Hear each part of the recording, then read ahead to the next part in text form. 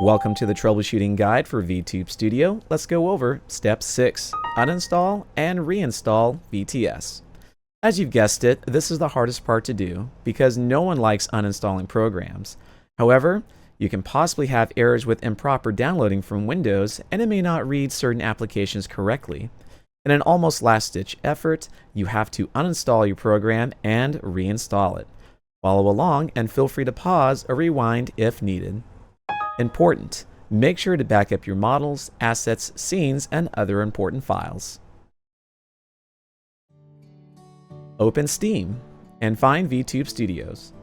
Right-click on VTS and select Manage. Click Uninstall and then reinstall the program. Here's an additional option. If the issue continues, you may need to reinstall Steam itself. Type Add or Remove Programs in the Windows search bar. Search for Steam in the top search bar in the new window. Uninstall and then reinstall Steam from the Steam website.